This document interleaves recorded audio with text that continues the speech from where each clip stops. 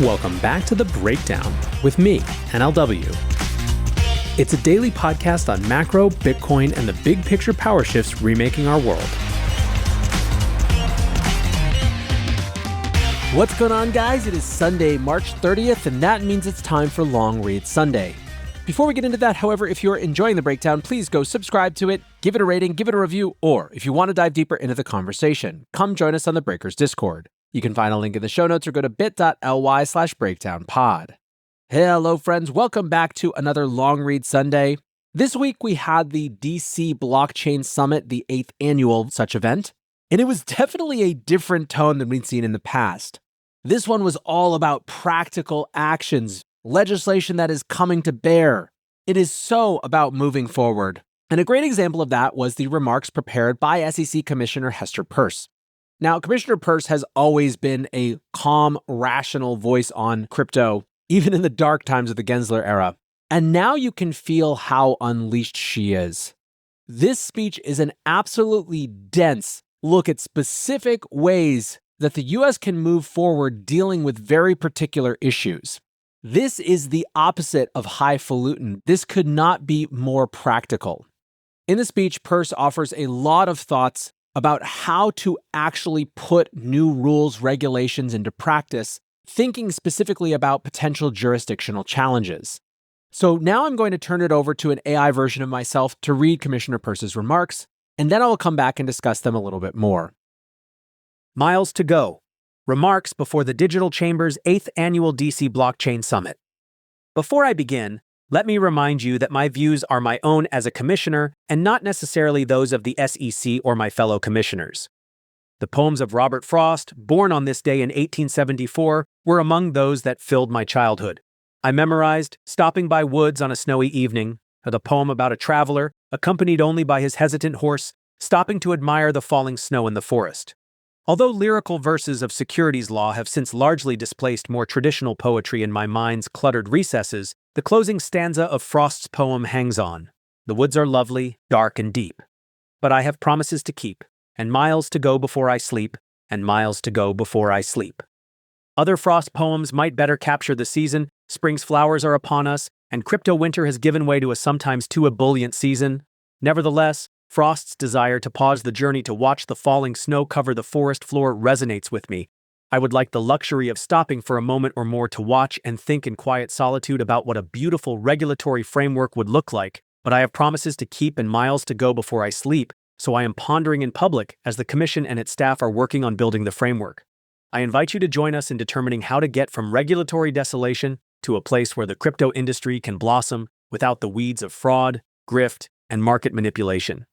Indeed, the public already has stepped up to assist in the task.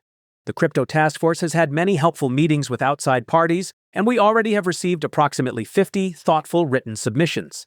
The task force's first public roundtable last Friday was a productive conversation among thoughtful experts with varied views. Additional roundtables are on the schedule. All of this engagement is extremely helpful as we consider how the Commission and its staff can provide clarity about what is outside of our jurisdiction and practical compliance solutions for activities that are within our jurisdiction.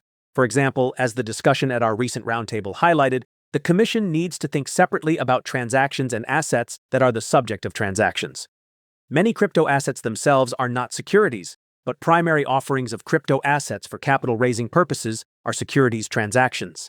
Accordingly, staff is open to inquiries about how to conduct such offerings as either registered or exempt transactions, and the task force welcomes well-reasoned requests for no-action letters or exemptive relief that can be finalized quickly to allow activity to start soon.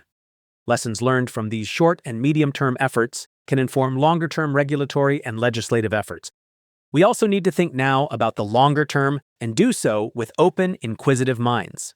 What type of regulatory framework should Congress and the regulators be crafting? How do novel offering and trading technologies fit with our statutes? How can the transparency of the blockchain, the automated operation of smart contracts, and other aspects of crypto technology facilitate regulatory compliance? What new uses for crypto assets and the technology underlying them will emerge, including uses outside the financial realm, particularly once the securities label is not reflexively affixed to every crypto asset? Given all of these outstanding questions, in regulating financial crypto, we ought not be bound by the way we have long regulated existing financial markets. We should welcome the opportunity to reevaluate existing regulation in the light of these questions to ensure its appropriateness for both traditional and new markets. The SEC and other regulators can provide technical advice and reflections such as those I offer today. But Congress, not implementing agencies, writes the statutes. Two market structure bills from the last Congress, the Financial Innovation and Technology for the 21st Century Act, FIT 21, which passed the House, and the Lummis-Gillibrand Responsible Financial Innovation Act, which was introduced in the Senate, are informing work during this Congress. Under both approaches, the SEC and the CFTC, each of which has relevant experience, would have a role to play. As a potential implementer of the legislative design who has lived through past implementation efforts involving multiple regulators, I cannot help but pay attention to jurisdictional questions. The jurisdictional status quo is a challenge. SEC, CFTC, FinCEN, FTC, OFAC, banking regulators, state regulators, FINRA, international regulators, and more play a role in crypto regulation. Overlapping jurisdiction can strain the brains, bank accounts, and briskness of both regulators and market participants. The overlap is likely only to get worse because crypto assets can represent anything from cash to a financial instrument, like a security or a futures contract, to a work of precious art. As a result, many different regulators will have an interest in regulating crypto as it intersects with their jurisdiction. The risk of burdensome overlaps and conflicts is therefore real.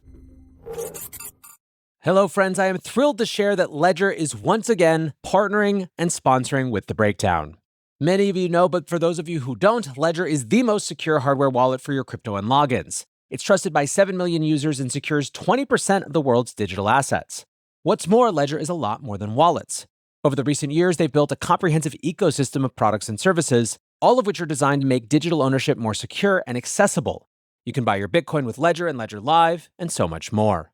Basically, not only do they want to keep your assets secure, they want you to be able to do more with them.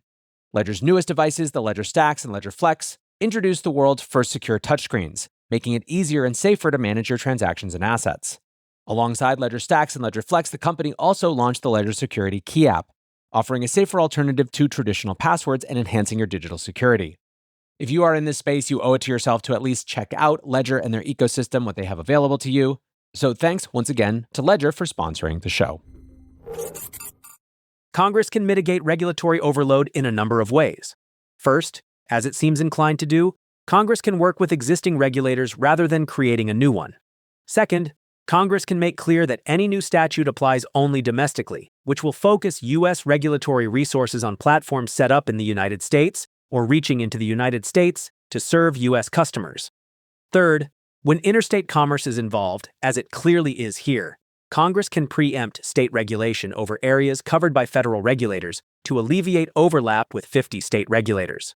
Fourth, to reduce regulatory uncertainty and the regulatory disputes that arise from such uncertainty, Congress can clearly assign jurisdiction over particular types of crypto assets to particular federal regulators.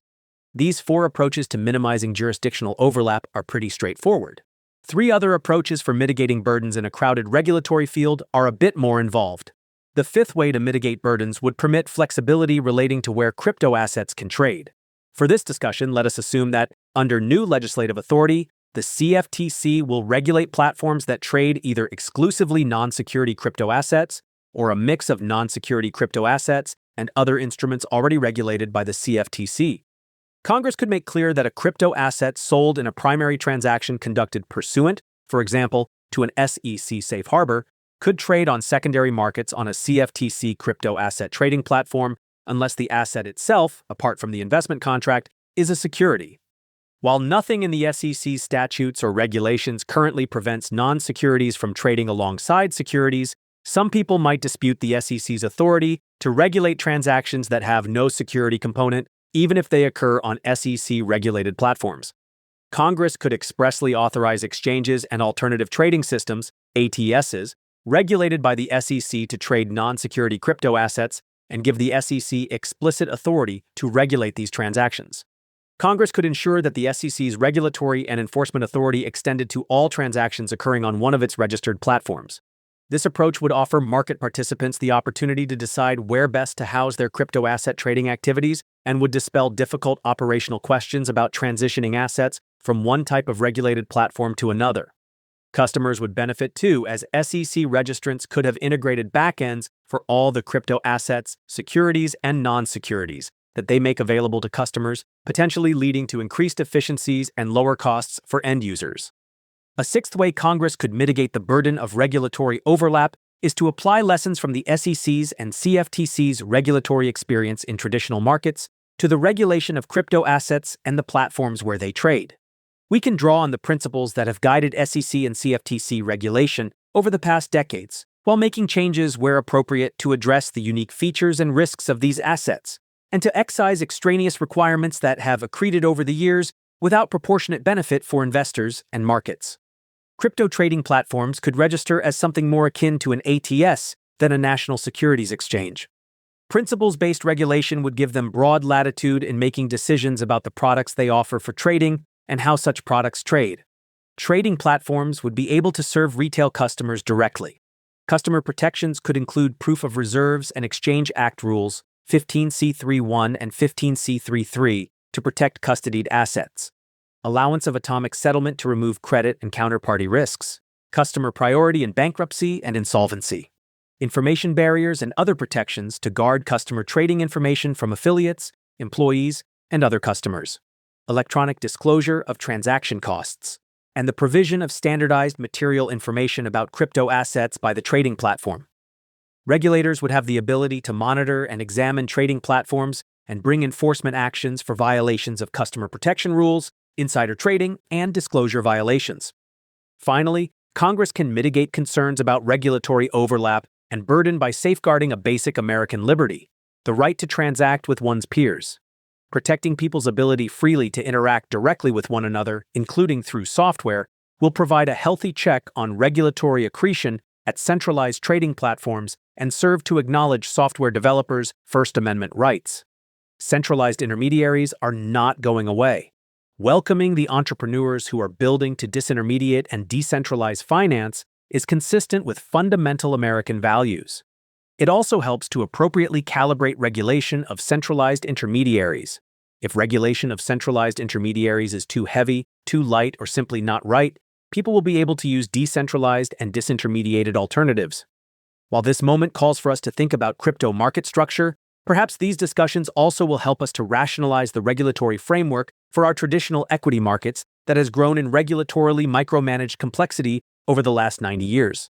Blockchain technology might even be an agent in that streamlining initiative. But I will save those musings for a subsequent journey when there is time to stop and think in the quiet solitude of an ivory tower. As I mentioned at the outset, the task at hand requires greater alacrity and less solitude.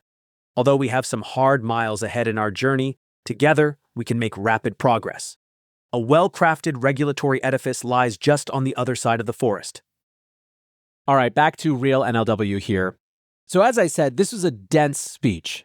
This is the type of remarks where every sentence does some seriously heavy lifting and is not repeated. And when I said that Commissioner Peirce is off the leash, what I mean is that you can feel in this intense desire to be practical, move forward, solve problems, and rock and roll with crypto in the US. I do love that Hester at the end came back to this one big idea of safeguarding the right to transact with one's peers. While yes, all of these jurisdictional issues are important, and yes, the conversation has moved from the theoretical to the very highly practical and specific, it is a good reminder that there is an underpinning around all of this that should keep us rightly framed. Lastly, I am very excited for the tease that she gave at the end. This idea that perhaps in our discussions of streamlining and improving the regulatory framework around crypto and crypto market structure, we might pick up a few ideas that we could reapply to traditional equity markets as well. That, of course, is the topic for another episode, another long read Sunday sometime in the future. For now, appreciate you listening as always, and until next time, be safe and take care of each other. Peace